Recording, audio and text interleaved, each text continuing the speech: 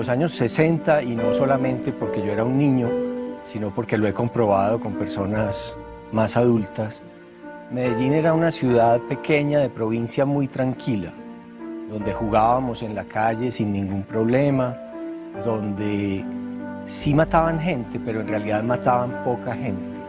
Era un país pastoril, casi bucólico, un país de casitas de palma en todas partes, un país donde la gente se conformaba con poco.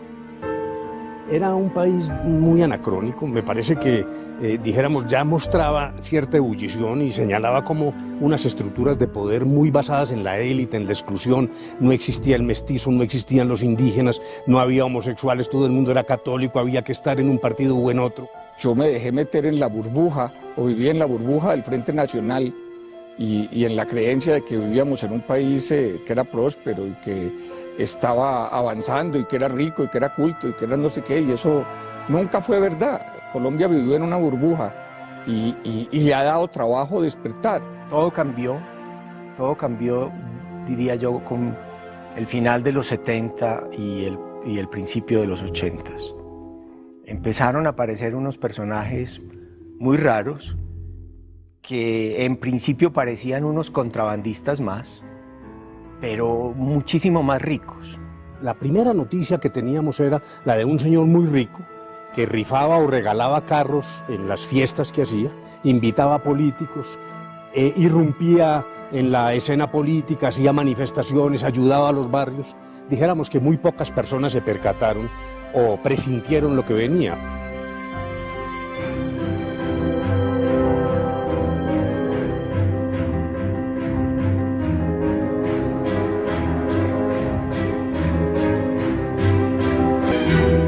La Colombia de la década de los 80 era una Colombia muy distinta, pero realmente distinta de la Colombia que hoy vivimos.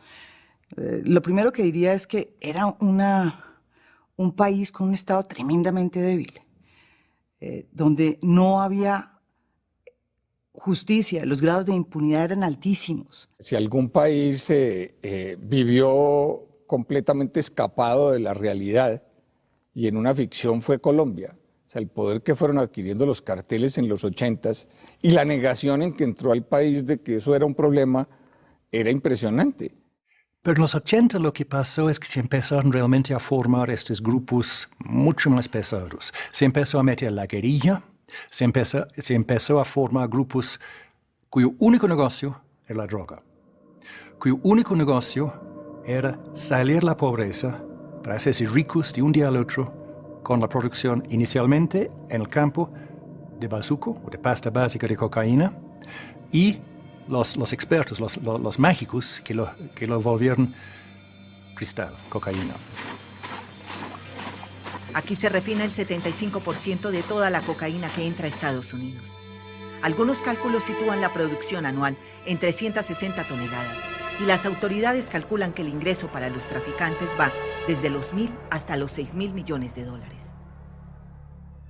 En esa época se usaba esa palabra, los mágicos, para referirse a las personas que, como por arte de magia, de un momento a otro, pasaban de vivir en Manrique y de montar en bus y de ir en camisetica a tener unos carros lujosísimos, a vivir en un apartamento en el poblado, con piscina dentro del apartamento, y a conseguirse a las muchachas más bonitas.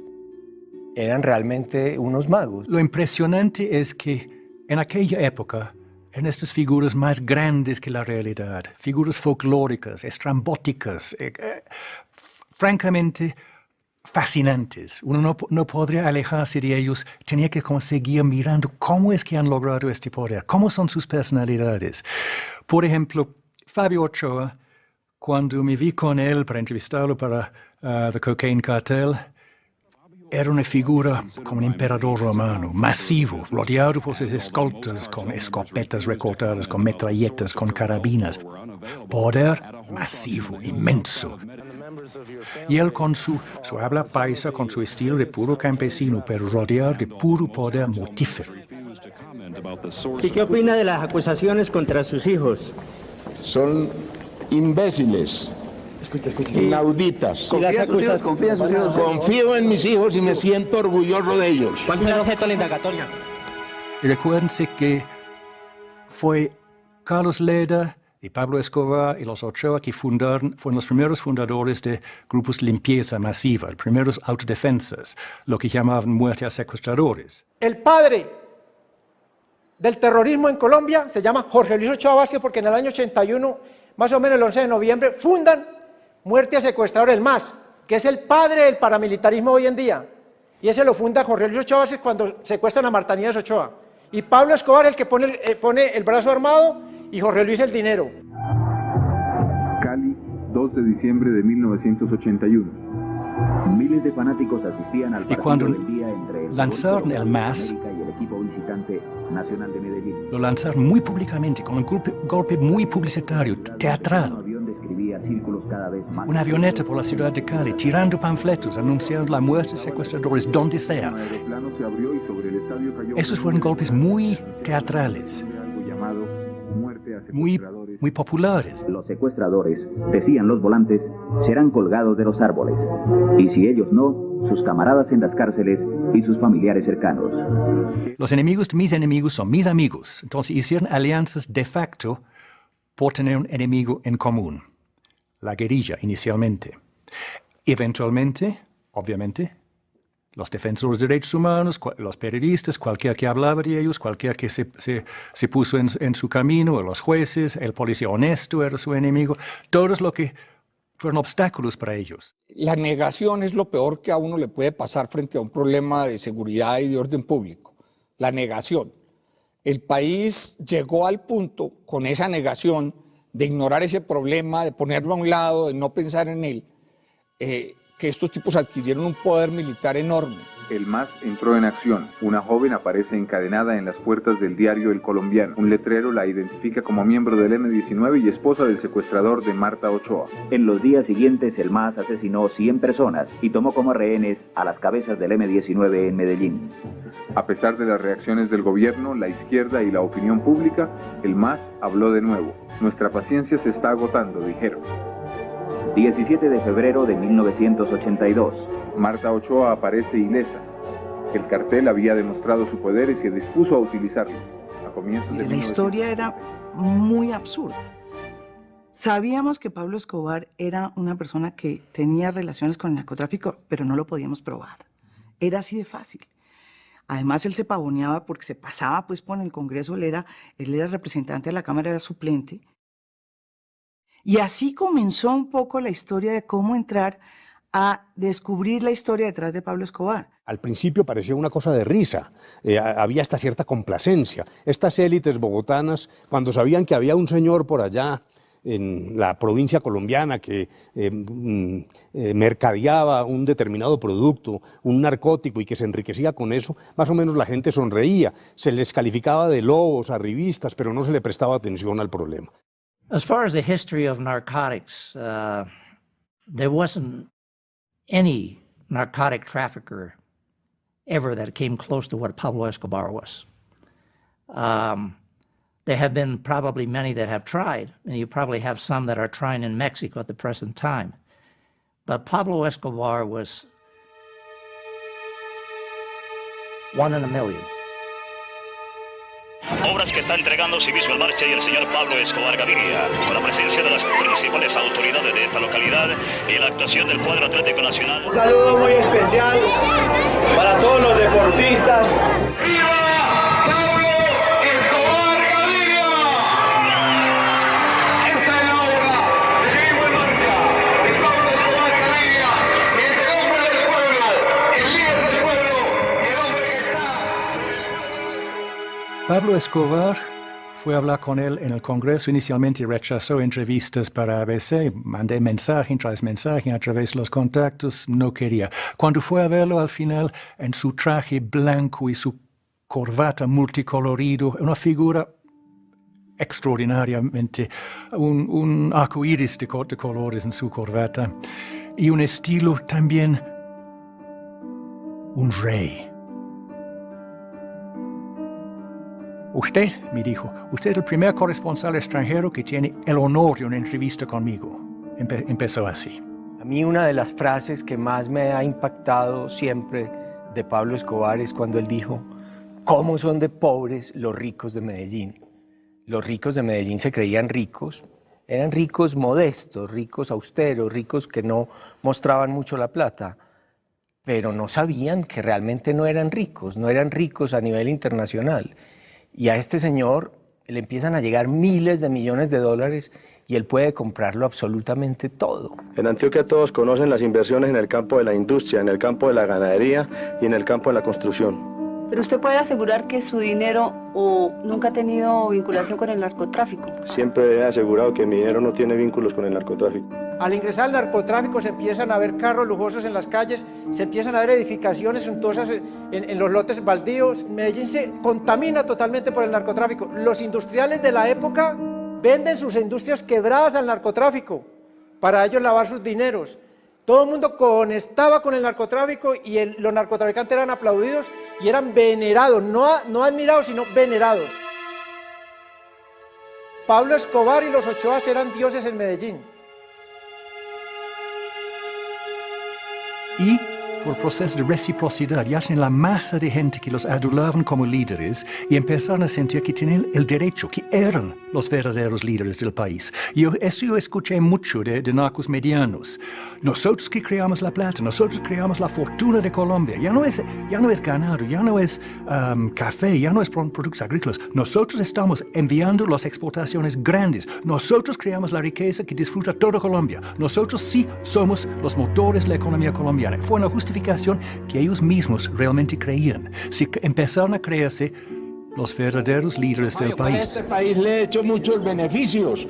Este país se debe sentir orgulloso de mí, como se sintió de mi padre y de mis abuelos y de mis antecesores. Nosotros hemos generado la mayor parte de empleo del país.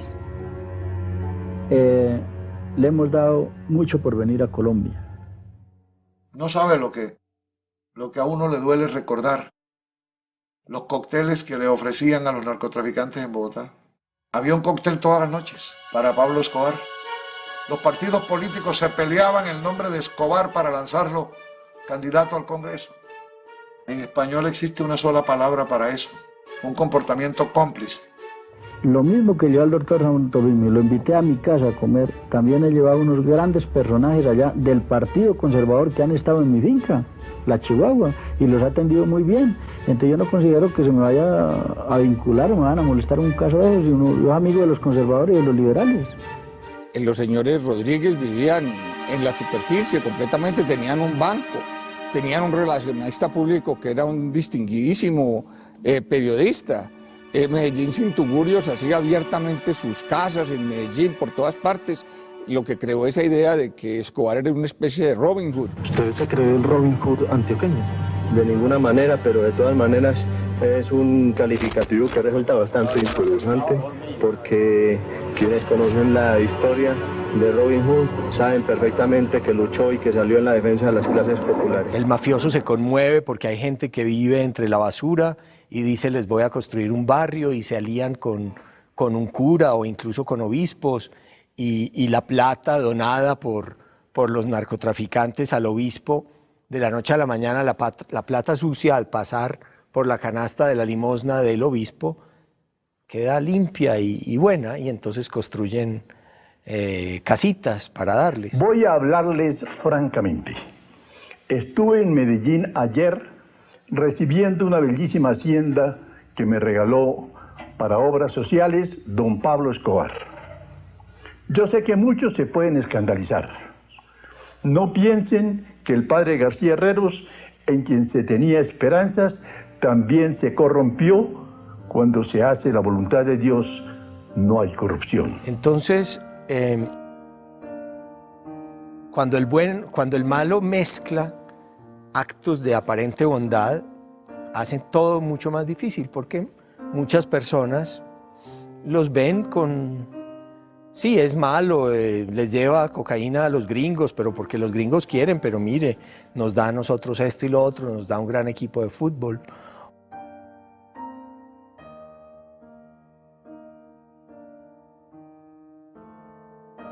Pablo Escobar fue realmente quien inventó esta táctica. Él descubrió que el narcopopulismo funciona. Él y los Ochoa y otros que iniciaron este programa de Medellín sin tugurios, era un toque brillante de populismo. Está usted combinando muy bien lo político con lo social.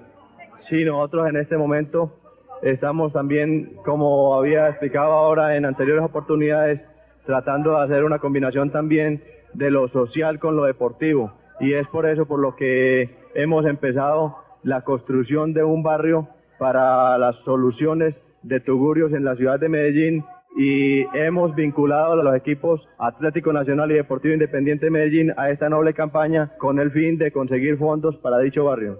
Porque él sacó un discurso que impactó, porque hay una sociedad excluyente en Colombia, más allá del narcotráfico. Tenía un discurso poderoso que impactaba en las clases populares.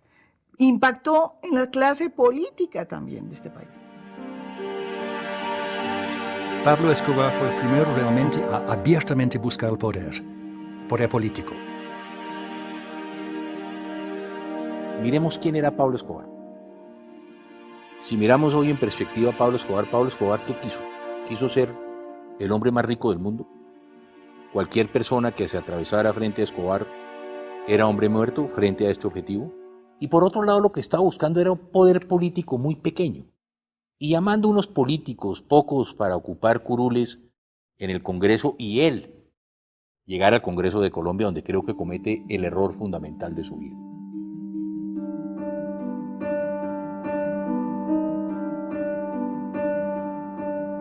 La verdad es que pues, todos recordamos las campañas del 82, y allí la plata de la mafia fue fundamental en las elecciones presidenciales y en las parlamentarias y en todo. Uno de los muchos temas del presidente Betancur era contra la extradición. Le habían vendido a la gente, pero en esa época no había terrorismo, sino que como para qué íbamos a extraditar gente a Estados Unidos si el narcotráfico, las drogas no le hacían daño al país. Porque la cocaína es la bomba atómica de Latinoamérica. ¿Eso qué quiere decir? Quiere decir que con los estimulantes suaves, porque la coca y la marihuana son estimulantes suaves, y con el mercado que aparentemente los norteamericanos necesitan para poder funcionar, ¿sí? Se están gestando los movimientos revolucionarios latinoamericanos. Como dijo Carlos Leda, por ejemplo, poniéndolo en términos mucho más explícitamente políticos, la cocaína es la bomba atómica de América Latina. Esto fue decir al gobierno y a Estados Unidos, esto fue decir, nosotros tenemos nuestras armas. Un discurso que sonaba medio izquierdista, aunque él era de un partido, su partido era netamente derechista, era admirador de Hitler, sus leñadores de Colombia en sus camisas marrones. Leda es el líder, Leda es el líder. Con Leder, el pueblo sí se mueve. Tenemos que entender que existe un libro verde, el cual el Latino Nacional escribió antes de salir a cualquier plaza. En este libro verde están condensadas los pensamientos, la filosofía, la ideología, la proyección, las fórmulas del movimiento cívico latino nacional que nació aquí en el Quindío, y es escrito por mí personalmente.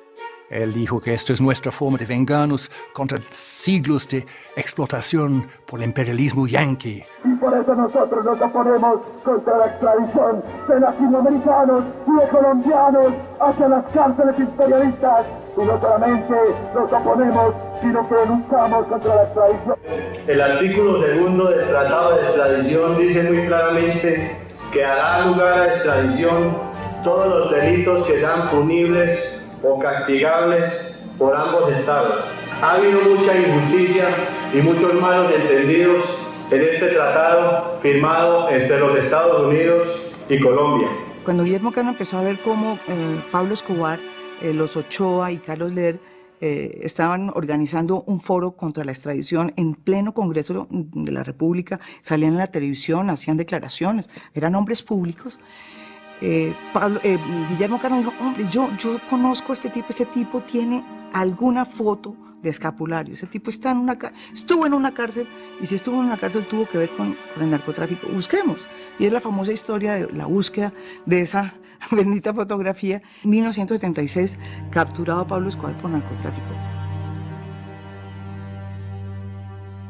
Yo recuerdo mucho que él llamó al ministro, que en ese entonces era Rodrigo Lara Bonilla, le comentó, le dijo, ministro, nosotros tenemos esto, sale mañana. El ministro Lara dijo, inmediatamente yo me pongo a trabajar en la pérdida de investidura. En ese momento había que hacer todo ese proceso en el Congreso. Y ese es el momento real en donde yo sí creo que se empieza a cambiar, digamos, las fuerzas de esa guerra. Que el país debe conocer la realidad de ciertos poderosos capitales que creyeron que la amnistía patrimonial significaba el olvido de los delitos que sus titulares cometieron para lograr formar sus fantásticas fortunas. Quiero informar a la opinión pública que el señor ministro de Justicia tiene un plazo de 24 horas para que presente las pruebas concretas de la sindicación que me hizo en el día de ayer en la Cámara de Representantes. Yo no busco, y mi anhelo no es que haya un enfrentamiento entre el pueblo colombiano. Yo busco la paz y siempre he predicado la paz y he anhelado la paz.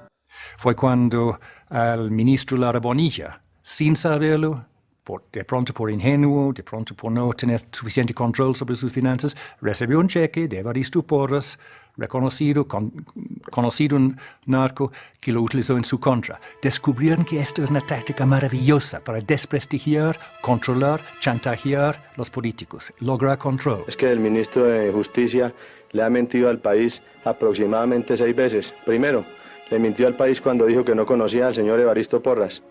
Segundo, le mintió al país cuando dijo que no había recibido cheques personales del señor Evaristo Porras. Tercero, le mintió al país cuando dijo que Pablo Escobar había sido el fundador del MAS. Cuarto, le mintió al país cuando dijo que Pablo Escobar tenía antecedentes penales en el gobierno de los Estados Unidos. También le mintió al país cuando le dijo, cuando sacó la carta del señor Bahamón, donde es una carta ingenua, es una carta débil en argumentos, un cheque girado por $1 millón y uno no tiene conocimiento que se gira a nombre de uno, es un argumento ingenuo y un argumento débil. Y por último, el señor ministro de Justicia le mintió al país cuando le dijo que no iba a renunciar. Vamos a ver qué pasa en estos próximos días. Rodrigo Lara, en medio de su desesperación, y ya se le veía una actitud suicida, porque él prefería hacerse matar que la gente pensara pues que él se estaba financiando con la droga. Yo creo que ahí Pablo Escobar siente, en el momento en que le quitan la investidura, que lo sacan del Congreso y le toca volverse un hombre clandestino, que se vuelve es una pelea casi que personal entre él y las élites políticas colombianas. A las 7:30 de la noche del 30 de abril del 84, un pistolero a bordo de una motocicleta roja tiró del gatillo de una ametralladora Ingram y asesinó al ministro de Justicia Rodrigo Lara. Colombia tuvo muy pocas dudas sobre los autores intelectuales del golpe y de una vez desaparecieron las objeciones contra la puesta en vigor del tratado de extradición.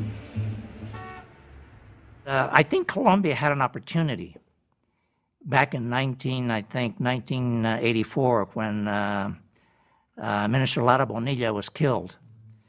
I think that was a turning point for Colombian history and for that period. They had an opportunity to take a hard stand and to put a stop to what the Medellin cartel was doing, what the narco traffickers were doing, primarily Pablo Escobar was doing. But for some reason, they did not. And I think that was a great, great mistake for Colombia, because it allowed, it empowered the traffickers. Colombia, con cualquier bomba, con cualquier dirigente político o con cualquier personalidad se estabiliza completamente. Es una democracia muy frágil. Y él experimentó esto con la muerte de Lara Bonilla. Entonces el país se estabilizó, se desencajó de sus raíces. Entonces eso lo alimentó a él para empezar su gran ofensiva. A partir, digamos, del asesinato de Rodrigo Lara, lo que sucede es que hay una concientización mayor que este fenómeno no llega simplemente a buscar y a tener un interés político, sino que detrás de esto lo que puede venir en serio es una transformación social entera de un país.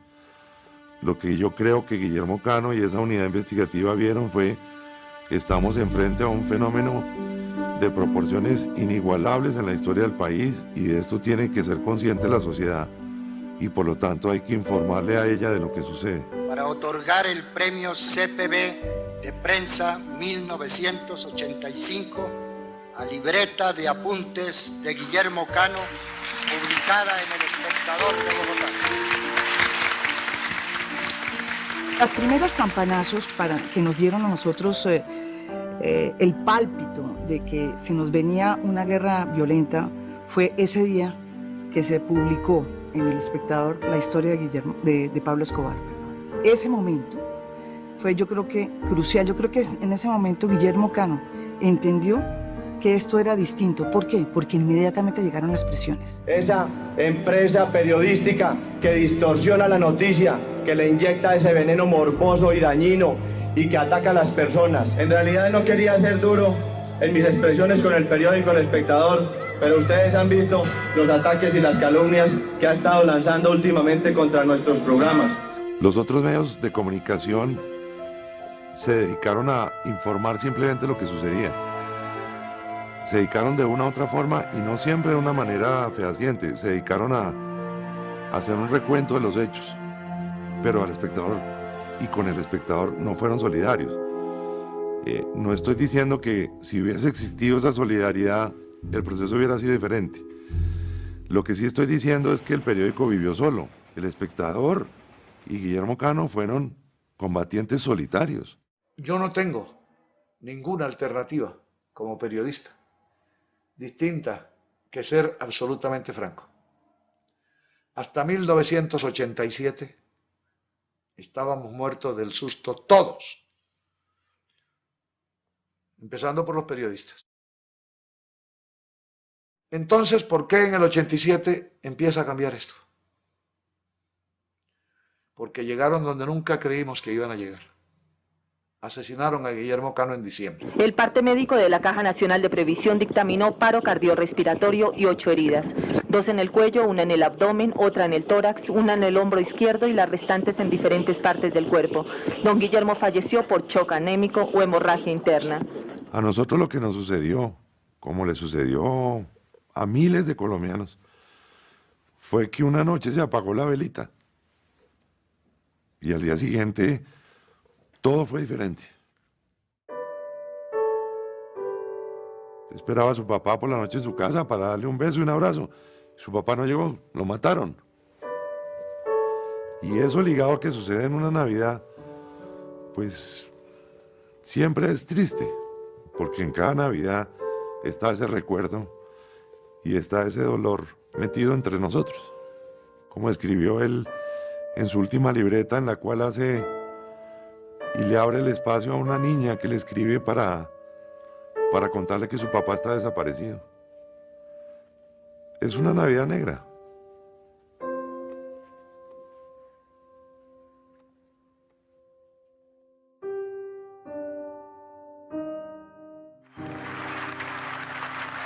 Los narcotraficantes han utilizado su dinero para financiar crímenes y cometer atrocidades. El gobierno ha estudiado varias alternativas para poder extraditarlos. La que se escogió en el decreto de estado de sitio es suspender el artículo del Código Penal que exige que se aplique un tratado internacional para extraditar a un colombiano. Las primeras luchas de Barco fueron por restablecer la extradición. Yo no sé si ustedes recuerdan, la extradición la impuso Betancourt, pero la Corte Suprema declaró no válido el tratado de extradición en el año 86. Por lo tanto, había extradición porque había tratado, pero había sido invalidado por la Corte.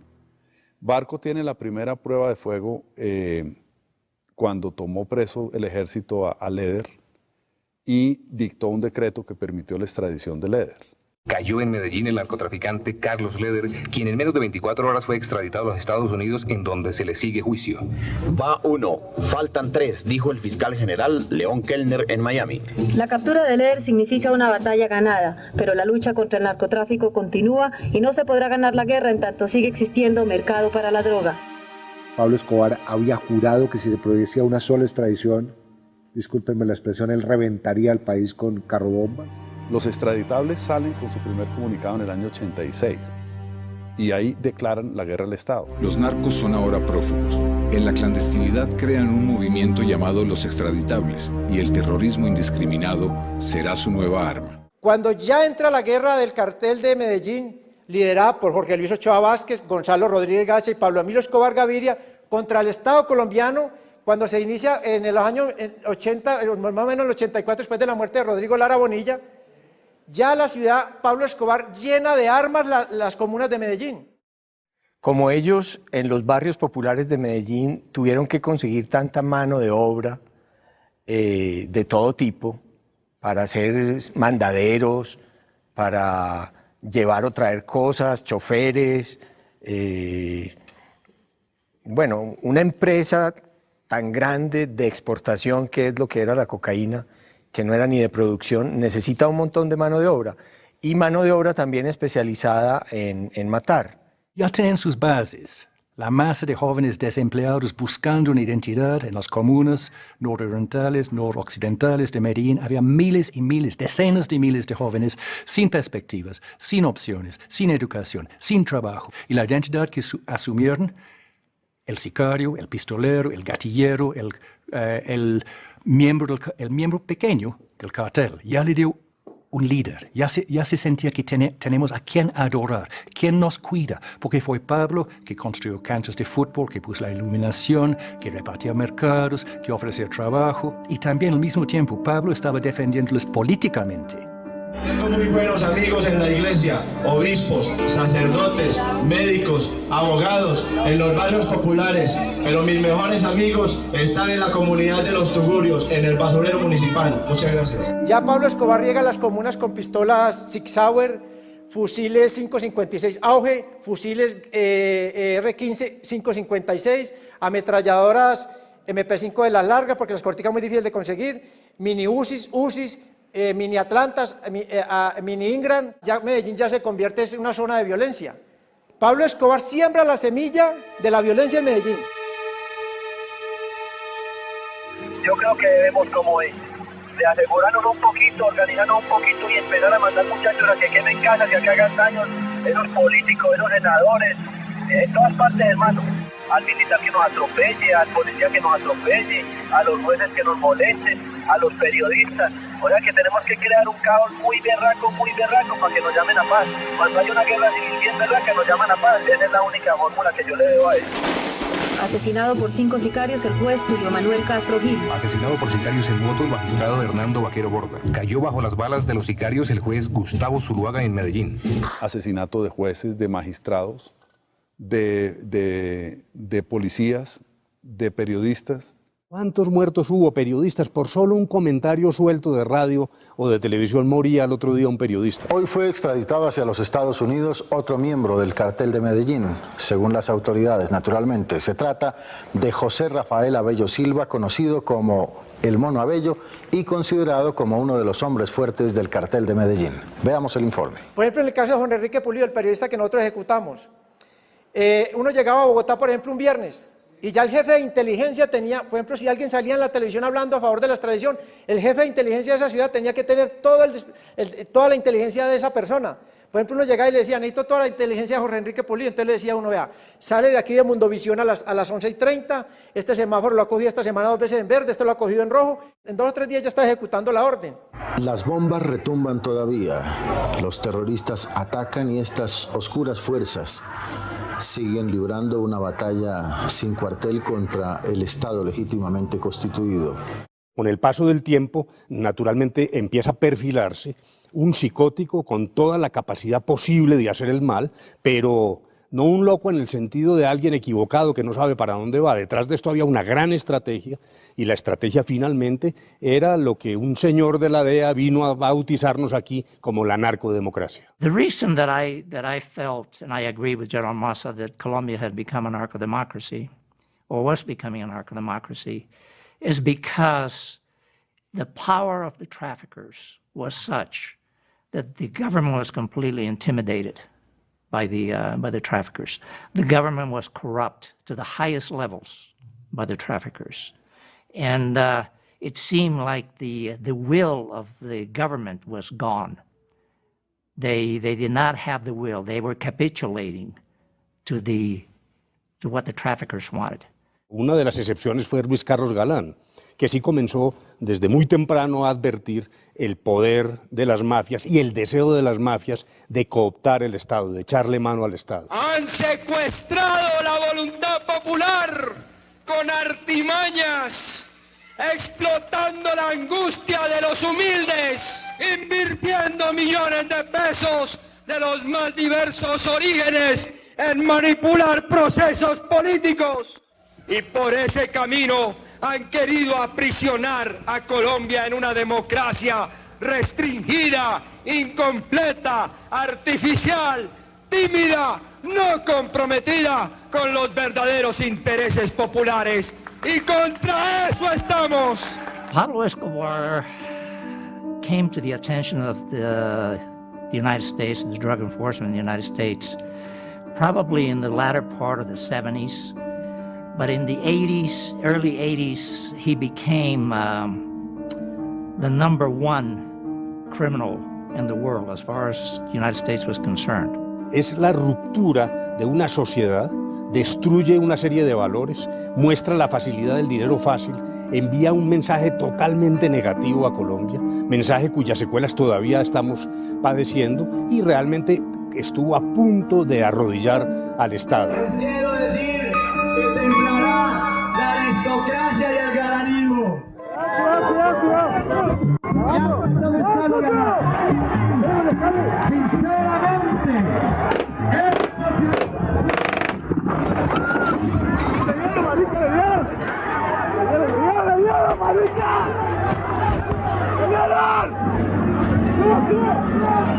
Ya en el momento en que matan a Galán y que matan al magistrado Valencia y que matan al comandante de la policía, entonces solo en ese momento se crea una cosa colectiva y verdadera de sacar la sociedad colombiana adelante contra estos tipos, cuando ya la gente se descubre de que eran ellos o nosotros, porque no había alternativa. La noche que mataron a Galán, que estaba en Valledupar y que caminé toda la noche, lo que se me vino a la cabeza es, bueno, ¿y ahora yo qué voy a hacer? ¿Voy a seguir haciendo política? ¿Me voy a salir? ¿No? ¿Qué va a pasar aquí? O sea, ¿hacia dónde voy a llevar mi vida después de que pasó esto? No se me pasó ni remotamente que fuéramos a continuar. Y quiero pedirle al doctor César Gaviria, en nombre del pueblo y en nombre de mi familia, que en sus manos encomendamos las banderas de mi padre y que cuenta con nuestro respaldo para que sea usted el presidente que Colombia quería y necesitaba. Salve usted a Colombia.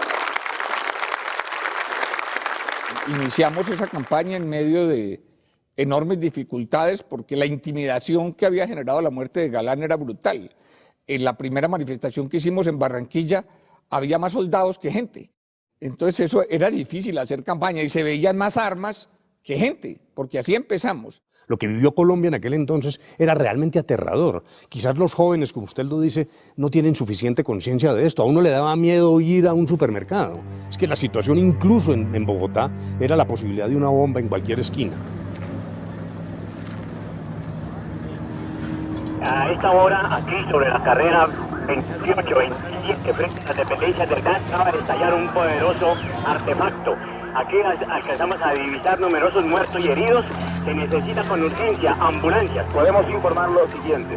Un camión repleto de dinamita fue colocado frente a las instalaciones del edificio del DAS, que quedó totalmente destruido.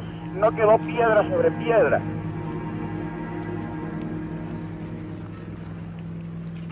Descubrimos finalmente que la guerra no era solamente de Pablo Escobar contra el establecimiento político, sino de Pablo Escobar con una cantidad de personas que pertenecían a ese establecimiento político, con una cantidad de personas que tenían importantes poderes en el campo. Hicieron alianza con ganaderos, pero se volvieron ganaderos. Casi todos empezaron a comprar tierras por las buenas o por las malas. Había una cantidad de campesinos que llegaban al Espectador, gente que venía del Magdalena Medio y nos decía, mire, es que hay una cantidad de muertos que están apareciendo en La Dorada, que bajan por el río como si nadie sabe de dónde son, qué cadáveres, nadie los pide, son NNs.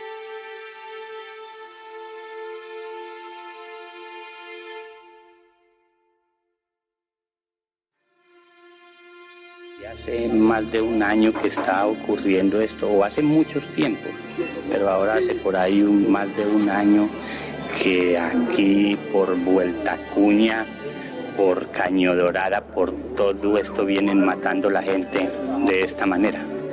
Y en donde van y matan 4 o 6, dejan unos letreros ahí, les dejan razón al ejército que si son berracos lo sigan. Esto fue el origen de muchos de los problemas actuales que sufrimos aquí en Colombia. Esto fue en los momentos cuando las cosas empezaron a cambiar. Empezaron los desplazamientos forzosos. En aquella época es que se empezó lo que vemos ahora a diario. Y fue cuando se empezó a armar el esquema político-militar.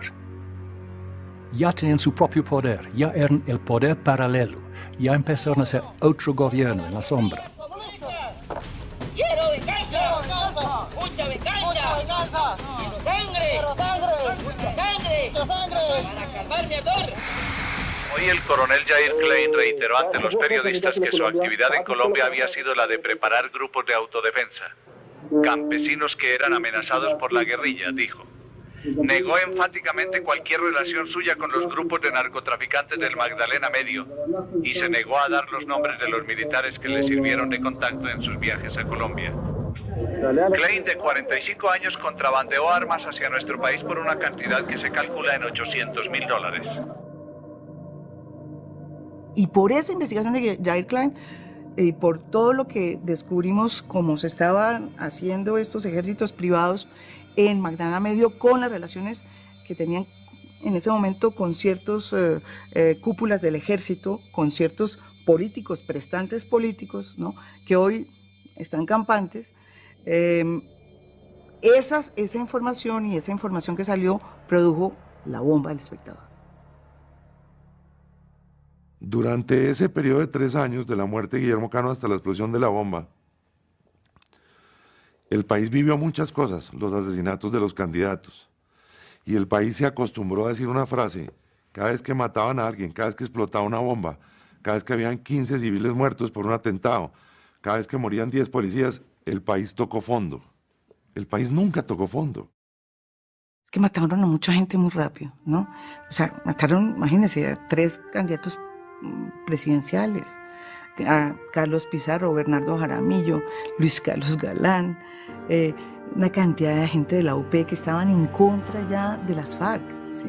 ¿Cómo hubiera sido este país si no nos matan a tantos líderes políticos que yo creo que entendían la dimensión del monstruo, ¿sí?, de lo que a que nos estábamos enfrentando? Siempre sueño con ese país. Probablemente lo bueno que tiene alguien que se convirtió en un malo absoluto, cada vez más con el paso del tiempo, que era ya al final un completo psicópata, es que le demostró sin lugar a dudas a los antioqueños y a toda Colombia que con ese monstruo no se podía transigir ni convivir, que cuando se coqueteaba con él, cuando se lo veía con simpatía, cuando se celebraban sus goles y sus grandes equipos de fútbol, o cuando los políticos cedían a sus intenciones o los ponían en las listas para cogobernar con ellos, se vio que todo eso que había ocurrido en un decenio, a lo que nos conducía era ese baño de sangre final.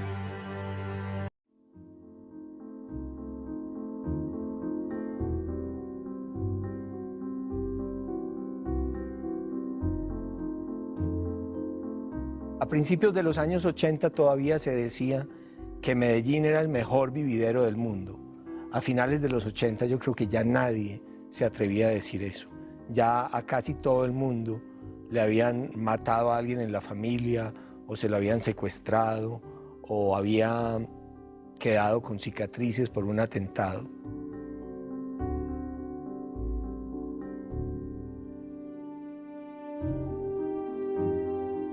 Si alguna cosa consiguieron los extraditables con Escobar a la cabeza era la idea de que en Colombia había todo ese terrorismo por cuenta de la extradición y que si se acababa la extradición se iba a acabar el terrorismo.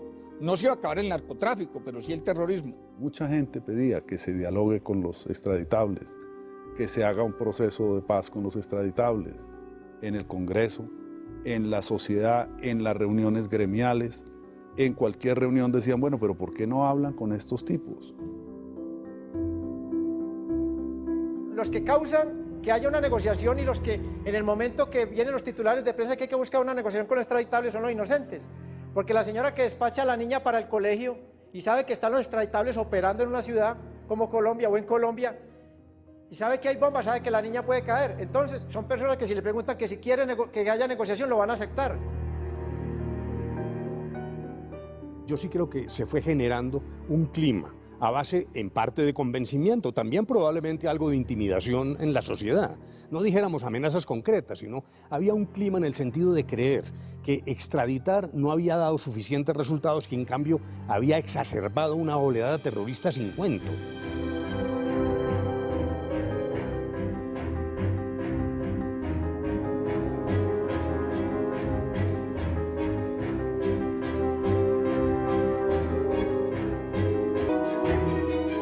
Ya había Escobar empezado una estrategia distinta de parte de los extraditables y del cartel de Medellín o de los carteles, que era secuestrar personas prominentes, entre otros, un grupo de periodistas muy importante. Ellos lo que sí fueron muy claros es que el secuestro tenía un fin político que era tumbar la extradición. Hay que entender qué se trataba. La extradición ha sido el arma o el único arma hasta hace algunos años que le temió el narcotráfico. Porque ellos, inclusive cuando crean los extraditables que dicen preferimos una tumba en Colombia que una cárcel en Estados Unidos, sabían que en Estados Unidos iban a pagar sus delitos. Hay tres casas en Colombia importantísimas de los políticos que Pablo Escobar y nosotros atacamos, que es la casa Turbay, la casa Pastrana y Los Santos. Nosotros secuestramos a Andrés Pastrana y a Andrés Pastrana nos lo rescatan. Nosotros secuestramos a Francisco Santos y ese sí lo entregamos nosotros en la negociación. Entonces empezamos a acorralar la clase política y enfocarnos hacia la clase política. ¿Por favor, algún mensaje de Pablo Escobar para el gobierno? No, pero a mí sí, una de las personas que habló conmigo, que no era de los que me estaban cuidando, sino una persona que vino, me dijo que Pablo Escobar sí se iba a entregar. Por primera vez, Escobar asume personalmente el compromiso sobre el secuestro. Es la primera vez que él acepta públicamente o privadamente que él comete un delito y él lo acepta simplemente para entregarse después. Lo recuerdo como un proceso sumamente desgarrador y con un desenvolvimiento muy rápido y con unas cosas, entre otras, fantásticas.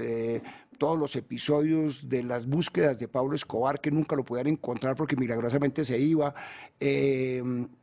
unas visiones del padre García Herreros, acompañado de la familia Ochoa, misteriosísimas y extrañas. Nunca se sabía si estaba hablando en clave o eran unos monólogos místicos. Oh mar, oh inmenso mar, oh solitario mar, que lo sabes todo. Quiero preguntarte unas cosas, contéstame. Tú que guardas los secretos, quisiera hacer un gran instituto de rehabilitación de sicarios en Medellín. ¿Te parece bien, Omar? Háblame, tú que guardas el secreto. Quisiera hablar con Pablo Escobar a la orilla del mar, aquí mismo, sentados los dos, en esta playa. Me han dicho que quiere entregarse. Me han dicho que quiere hablar conmigo. ¿Qué pasa si llega Pablo Escobar a un juzgado y dice, aquí estoy, me entrego? El juzgado hubiera tenido que declararlo en libertad por habeas corpus a las 72 horas. No había un solo proceso contra esa persona. No había ninguna capacidad de hacer un juicio. Por lo tanto, la fórmula que se planteó era, si alguien quiere entregarse, que entregue, pero que confiese y se autoincrimine, o sea, que él mismo se lleve a la cárcel. Bueno, no, el gobierno, como lo dijo en un comunicado, está supremamente contento y satisfecho y se hace eco de la alegría de los colombianos por la liberación de Maruja Pachón y de Francisco Santos, y desde luego espera que esto sea el inicio de una política de sometimiento a la justicia colombiana. El gobierno de Gaviria le dijo a estos narcos, estoy dispuesto a suspender las extradiciones si ustedes cesan actividad criminal, se entregan, confiesan sus delitos. Había, dijéramos, una oferta para disminuir la oleada terrorista, como de hecho disminuyó. Este fin de semana están esperando en Antioquia y en todo el país la entrega de Pablo Escobar Gaviria. Esta noche hay insistentes rumores sobre la posibilidad de que el jefe del cartel de Medellín se acoja a los recientes decretos del gobierno. Yo creo que en gran medida las transformaciones que se pudieron hacer, sobre todo las políticas, las que hay detrás de la Constitución, fueron fruto de ese desafío. Si no llegamos a esa crisis tan grande, tan impresionante, nunca hubiera habido constituyente. Es que la constituyente no es una terapia para resolver problemas ni nada. Es un instrumento al que se llega en un momento de crisis y de desesperación y del último momento y de que esto se jodió y de que esto hay que darle una vuelta, porque por eso llegamos a la constituyente. Quiero iniciar estas palabras expresando el agradecimiento del presidente de los colombianos por la gentil invitación que han hecho los delegatarios a esta Asamblea Constituyente para que me dirija a ella en el día de hoy.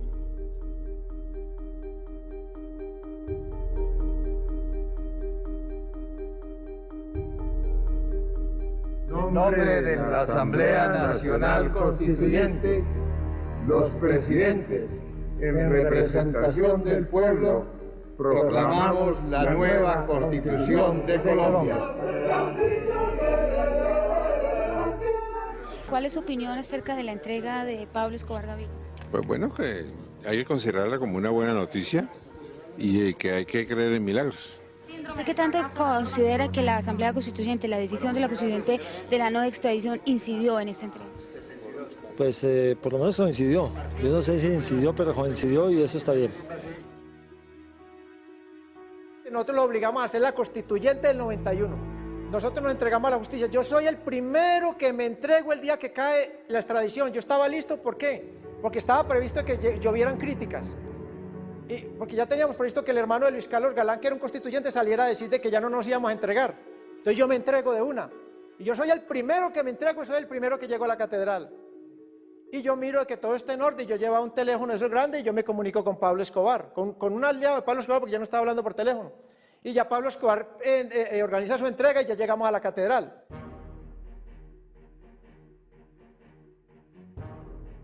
Como consecuencia de la política de paz y fortalecimiento de la justicia del señor presidente y de su gabinete ministerial, he decidido someterme a los decretos 2047, 2147, 2372 y 3030 de 1990 y 303 de 1991. Deseo también con mi sometimiento rendir un homenaje a todos los miembros de la Asamblea Nacional Constituyente por su gran contribución a la noble causa de la paz nacional. Los enemigos de la paz aún acechan. Acabo de llegar a la cárcel y ya están diciendo que voy a delinquir desde ella. La entrega fue un gran alivio para la sociedad colombiana y para el gobierno. Fue realmente un momento de júbilo. Con el paso del tiempo surgen preguntas como las que aquí se han hecho. ¿Qué pasó en la Constituyente? ¿Cómo funcionó el cambio constitucional para prohibir la extradición? Pero realmente hubo un alivio generalizado, una sensación además de triunfo del Estado, de que de todos modos había prevalecido el Estado y que el criminal más peligroso del mundo se había entregado. Lo que pasa es que muy rápidamente comenzaron las dificultades en el seno de la cárcel. La catedral es una zona de Envigado que se llama La Catedral porque de ahí se sacó toda la madera para construir la Catedral de Medellín. Allá estaban los árboles de comino, los cedros y los robles que se cortaron, era un bosque y con eso se construyó la catedral. Por eso esa zona se llama La Catedral y allá se hizo la cárcel. La catedral es un episodio lamentable de la historia del intento de un Estado débil por contener a su narco más poderoso. Shortly after Pablo Escobar became a resident of La Catedral, we heard that he was leaving the prison on a regular basis to attend parties in Medellin with his cohorts. We learned that he had a discotheque that he built in the prison. We learned that he had a soccer field with lights that he put on out there and that he hosted members of the national team of Colombia to come and play there. They were regulars. We heard that prostitutes were brought in on a regular basis for parties. We heard that the guards that he had guarding the prison, I should say that the government had a guard in the prison, were actually picked by him or approved by him. So to me, it was a farce. It was a circus. Llegamos a la catedral, una cárcel organizada por Pablo Escobar. Los guardias municipales eran vestidos de azul con el mismo uniforme de los guardias del IMPEC. Eran bandidos de Pablo Escobar vestidos de azul. Nos nombran una guardia en la parte externa, pero guardia del gobierno, pues no tenía nada que ver con nosotros, ni siquiera hablaban con nosotros.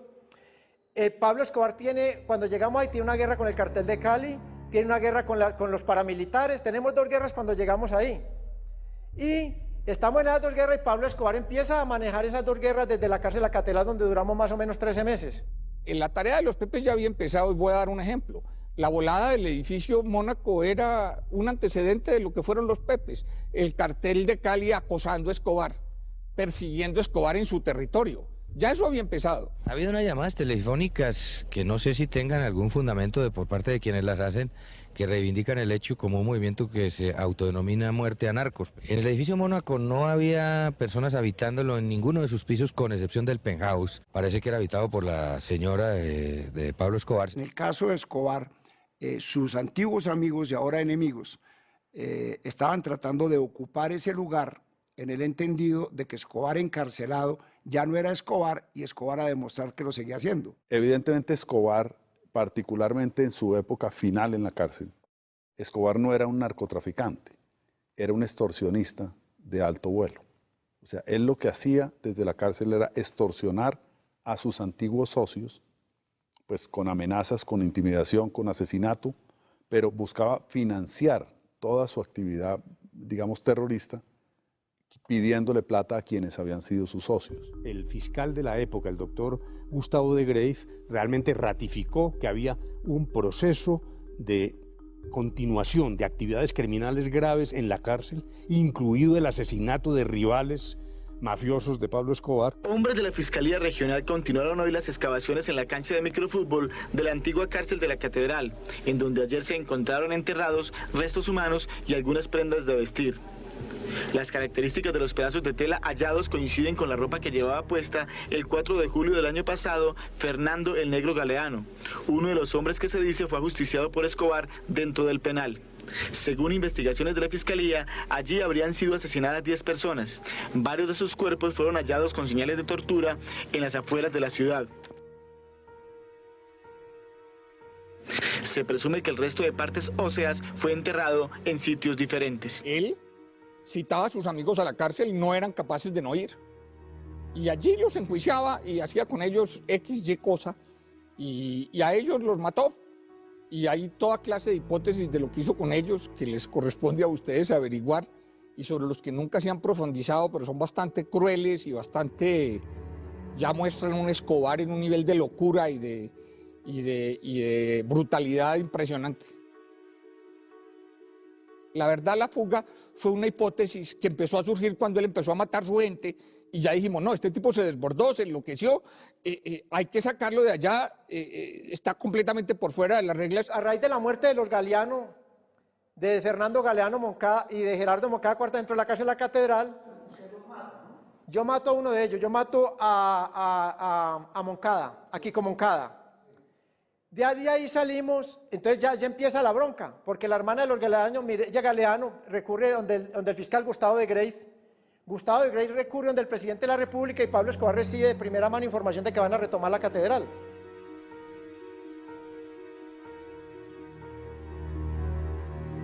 E ingresan el director de prisiones Nava Rubio y el viceministro de Justicia Eduardo Mendoza. Ingresan a la catedral y nosotros los secuestramos. Escobar nos dijo que nuevamente que éramos rehenes de él y que de ahí íbamos a salir todos muertos. Nosotros sí les habíamos dicho que si no nos permitían salir, el ejército iba a entrar a la cárcel y que el gobierno iba a retomar el control de esa prisión a las buenas o a las malas. Pablo Escobar conocía la catedral como la palma de la mano porque él se crió pues ahí en el barrio La Paz y todo eso en Envigado, él conocía esas trochas por ahí. Pablo Escobar y yo caminamos esa zona porque hay pino, eso es tierra fría. O hay veces caminamos al otro lado de la montaña que para el otro lado es San Antonio de Prado. Y el patrón veía hacer la casa de la catedral.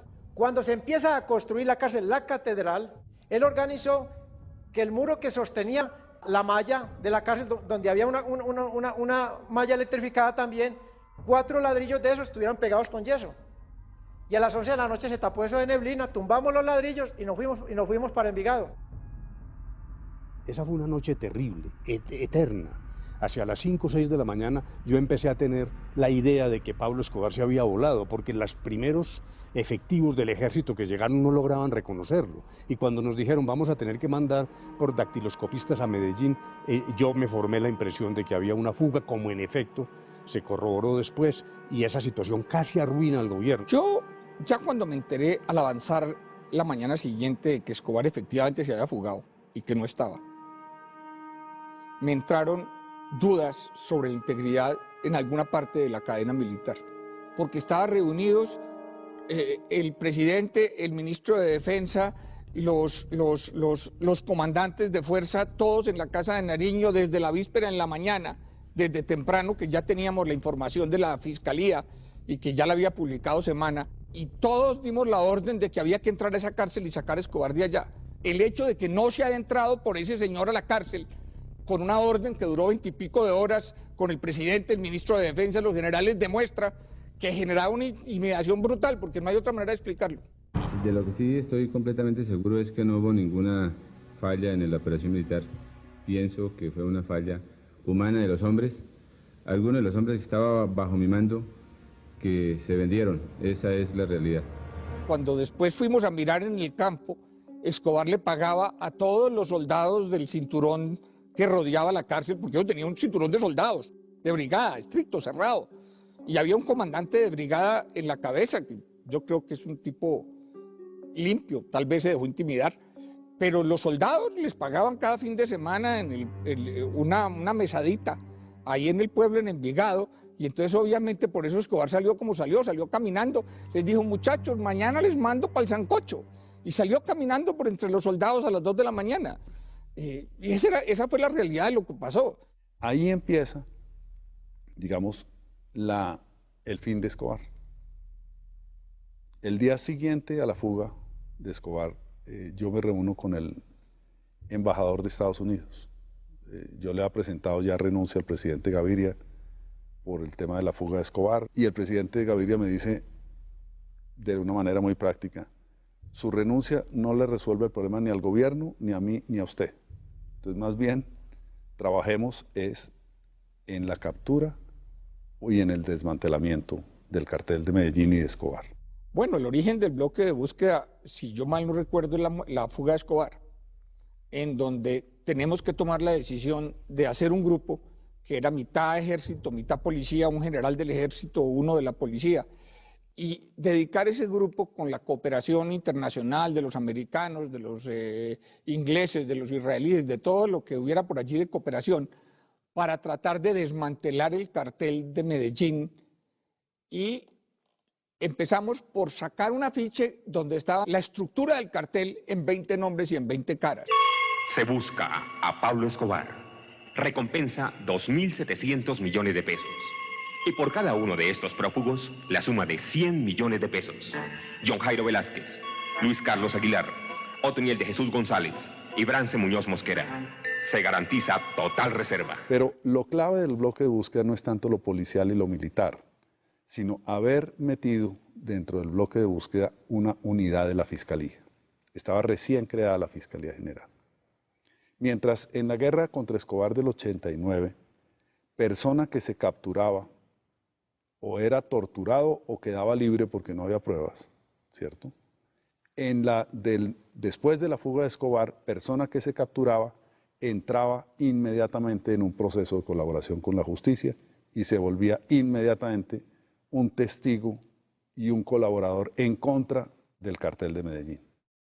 La política de sometimiento que lideró el presidente César Gaviria representa el esfuerzo político más creativo y más eficaz para romper las lealtades al interior de la mafia colombiana. Yo vi a Pablo Escobar más o menos en el año 92, en junio, julio, en agosto del 92, cuando me despedí de él, porque él estaba utilizando medios de comunicación Y yo realmente, pues yo salí a recoger el correo y yo le dije, patrón, pues con esos medios de comunicación, teléfonos de la época no habían celular y unos teléfonos grandes de maletín que jalaban mucha frecuencia. Y yo había hecho un curso en Miami, yo sabía lo que era triangular la señal y todo, y ya nosotros ya habíamos tenido varios problemas después de que nos volamos de la catedral. Yo fui el único que me quedé con él. Entonces él ese día lo cogí de mal genio y me dijo, si tiene miedo, váyase. Y pues la Virgen me iluminó, y entonces yo le dije, deme hasta las 4 de la tarde, y a las 4 de la tarde le dije, sí, patrón, yo me voy. Popeye, ¿usted por qué se John Jairo Velázquez Vázquez. entrevista con John Jairo Velázquez Vázquez? ¿Usted por qué se entrega de nuevo a la justicia? Porque no le debo nada a la justicia. Y si me jugué era porque nos iban a matar y aquí vuelvo a poner la cara a ver qué es lo que va a pasar. ¿Usted por qué se entrega a la justicia, doctor? Pues para arreglar esta situación de que a toda hora persiguiéndonos y esto lo tenemos que arreglar como sea, entonces aquí volvemos a ver. ¿Qué garantías tiene el gobierno de que ustedes no se vuelvan que vuelva a suceder lo mismo en la cárcel de Envigado? Pues que estamos volviendo a entregarnos. ¿Quién está matando a los policías en Medellín? De eso no sé nada porque yo estaba escondido. ¿Quién pasó con la juez? Nosotros de eso no sabemos nada, nosotros hace tiempo que no estábamos por aquí, entonces no tenemos conocimiento de nada. ¿Cuándo se va a entregar Escobar? Hace mucho tiempo no hablamos con él. Porque realmente, yo ya lo he dicho muchas veces, los primeros que abandonan el barco cuando están hundiendo son las ratas, y nosotros fuimos unas ratas. Una rata, su hermano Roberto, que lo dejó solo, una rata yo, una rata el Arete, una rata Otto, una rata el Mugre, lo dejamos solos, que éramos las personas experimentadas que podíamos pues realmente salir al menos a mover el correo, porque ya nosotros ya pues realmente como estaban regadas las fotos nuestras de Se Busca, pues ya habíamos peleado, imagínense cuántos muertos imagínense, de 85, 86, 87, 88, 89, 90, 91, estamos hablando del 91. Y realmente pues el cartel de Medellín supuestamente ya terminaba su accionar criminal llegando el 91. Pero realmente pues cuando nos volamos de la catedral es que viene otra oleada ya de bombas y de muertes y de cosas, que era el final ya de Pablo Emilio Escobar Gaviria. Informe.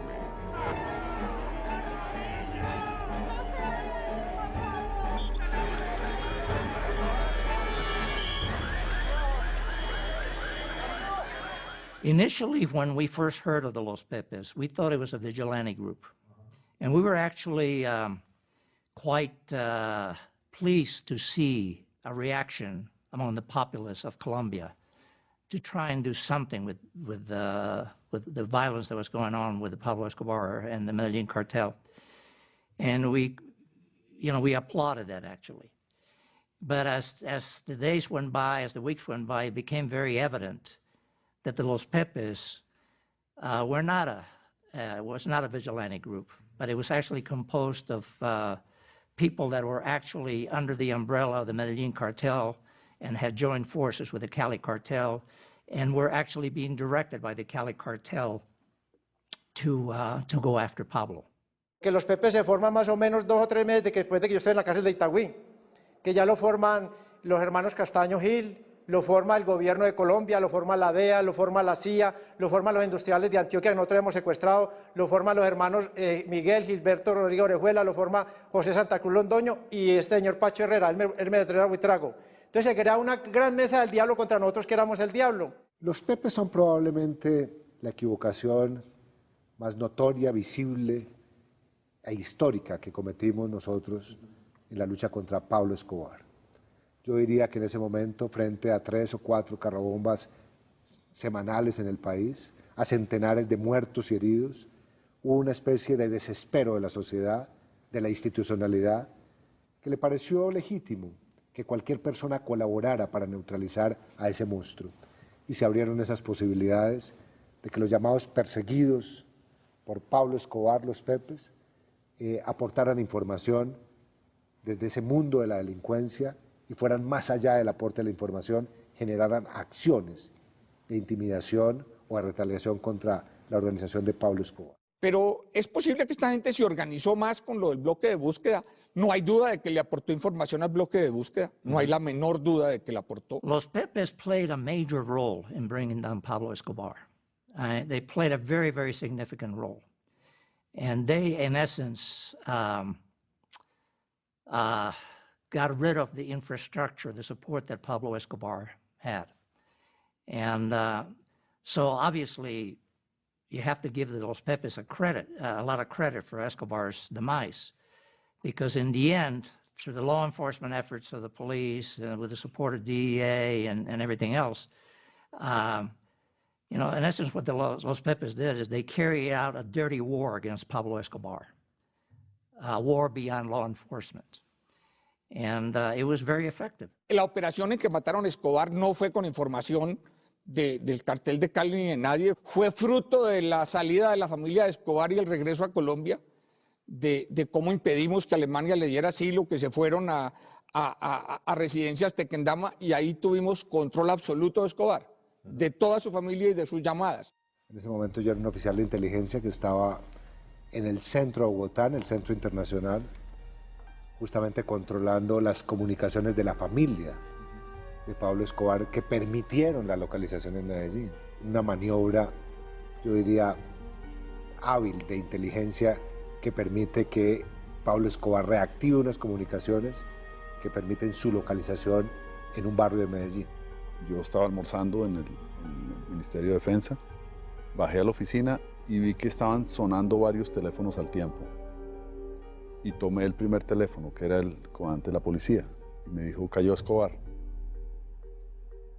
Y pues el escepticismo, después de tantas casi capturas, era por supuesto natural. Escobar era invencible, Escobar se había escapado 100 veces. A los 3, 4 minutos me dicen, comprobado, las huellas dicen, es Escobar, llamé al presidente Gaviria.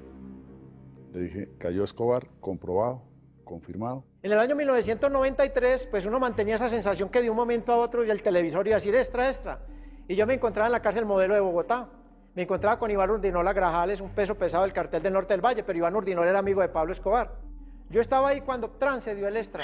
El bloque de búsqueda de Pablo Escobar acaba de abatir al jefe del cartel de Medellín en una operación cumplida en inmediaciones de la Plaza de la América en el sector del occidente de Medellín. Pablo Escobar acaba de cumplir ayer 44 años de edad. Su familia había sido devuelta de Frankfurt, Alemania, y el bloque de búsqueda estaba presto a buscar comunicaciones de Pablo.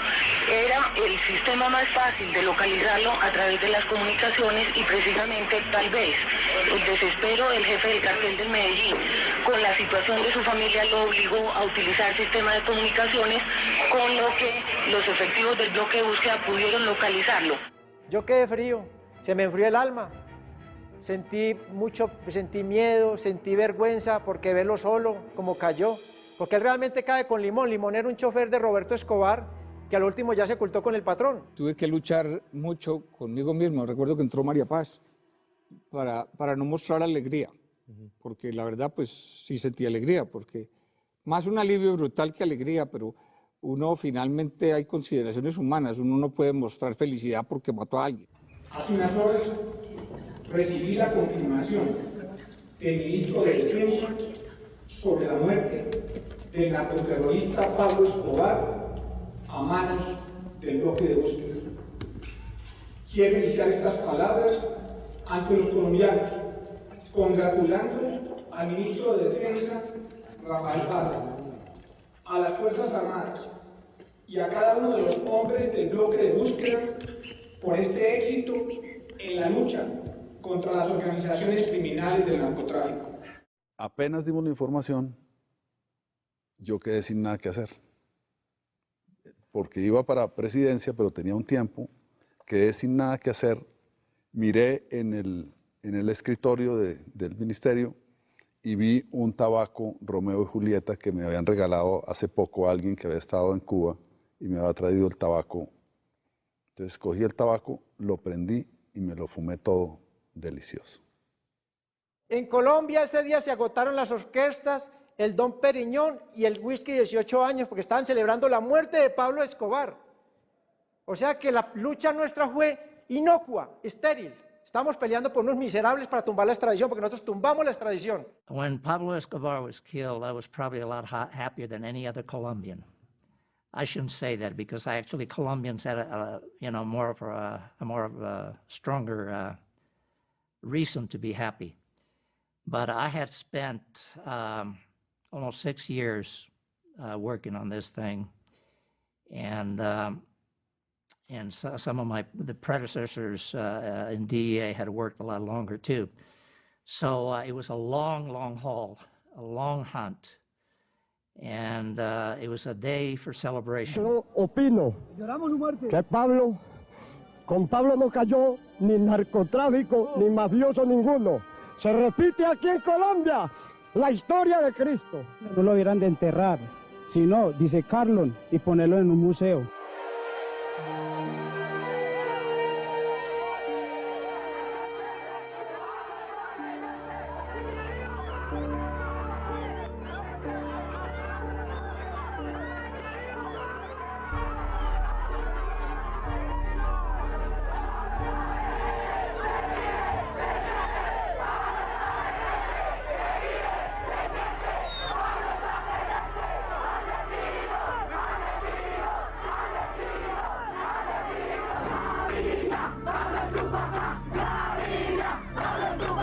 Era el cierre, el eslabón final de un ciclo de violencia inenarrable, una situación horrenda que vivió Colombia, y era la forma como prevalecía de todos modos el Estado frente a estos grandes criminales.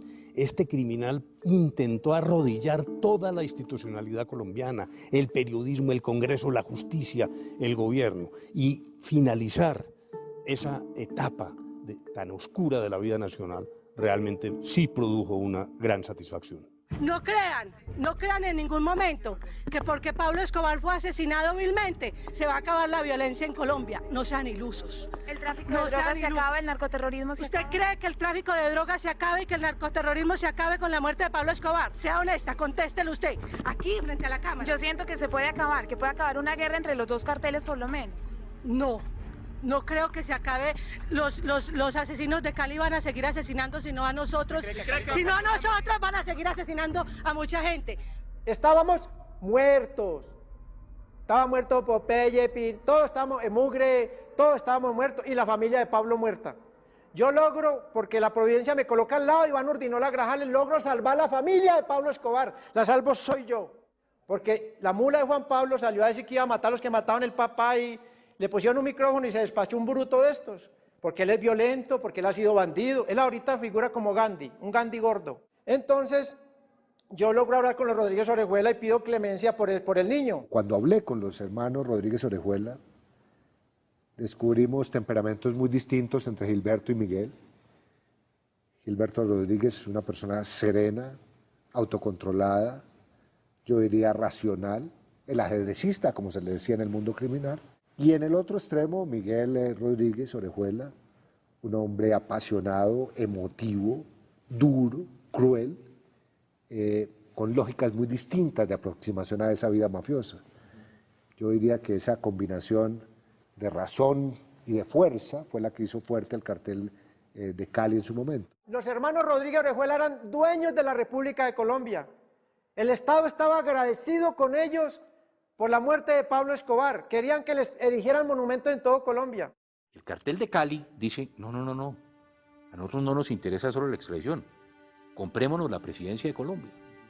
Y en una denuncia que yo hago 4 días antes de las elecciones en el año 94, en que yo denuncio que en la campaña de mi contrincante para la presidencia de Colombia, Ernesto Samper, entraron recursos de narcotráfico. Hoy se ha demostrado que entraron cerca de 15 millones de dólares a la campaña de mi contrincante, por lo cual pierdo yo las elecciones y el presidente es Ernesto Samper Pizarro. Irrumpen los rumores sobre financiamiento ilegal de la campaña casi desde el otro día de la elección. Yo tengo el recuerdo de una rueda de prensa con corresponsales extranjeros al otro día de elegidos y ya ahí empieza ese manto, dijéramos, de pregunta, de signo de interrogación. Los colombianos pueden tener la seguridad de que de comprobarse cualquier filtración de dinero, en cualquier caso su ingreso se habría producido a mis espaldas. El país, cuando tuvimos la oportunidad de destapar cómo el narcotráfico había llegado hasta comprar la presidencia de Colombia, lo que hicimos en Colombia frente a todas las denuncias que hicieron fue tape, tape y tape. Y yo creo que eso es lo que estamos viviendo hoy. Porque si hubiéramos llegado al fondo, en cuanto al cartel de Medellín, al cartel de Cali y al resto de carteles, hoy no teníamos al cartel de Medellín en la mutación que hizo hacia el paramilitarismo, que es posiblemente lo que más daño nos está haciendo hoy a los colombianos. Cuando muere Pablo Escobar, todo el mundo se abrazaba y se acabó la violencia en Colombia, se acabó el narcotráfico. Y ahí fue donde comenzó. Porque los paramilitarismos, entre comillas, porque aquí nunca ha habido paramilitarismo, aquí lo que ha habido es narcotraficantes con un himno y una bandera, toman el control de Colombia y traen las matas de coca y las siembran en Colombia, porque aquí no hay matas de coca. Cuando Pablo Escobar estaba, y Jorge Luis Ochoa y el mexicano estaban en el mundo del narcotráfico, había que traer la pasta de coca del Perú y de Bolivia. Ya Colombia se convierte en productor de pasta de hoja de cocaína. Ya después Carlos Castaño se convirtió en el rey de Colombia porque Fidel murió a los días de muerto Pablo. Carlos Castaño ya manejaba una parte del ejército, manejaba totalmente el DAS, era el dueño del DAS. Tenía control del B2 del ejército, tenía control de la Brigada 20, tenían el control de la República de Colombia. ¡Himno a las gloriosas Autodefensas Unidas de Colombia!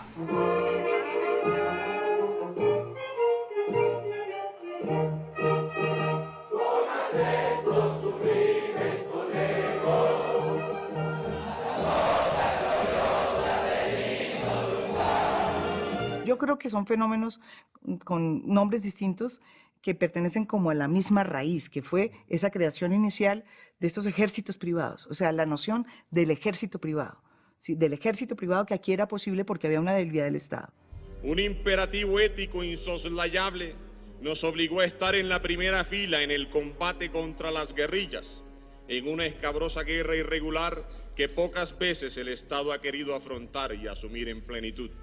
Es claro que los que actuamos en legítima defensa al servicio de la patria debemos tener un trato justo, más cuando se recuerda la amnistía para los guerrilleros liberales del Llano, la del EPL, la del Quintín Lame, la del PRT, la de la Corriente de Renovación Socialista y la del M19. Muchas gracias, señoras y señores. Dios bendiga a Colombia.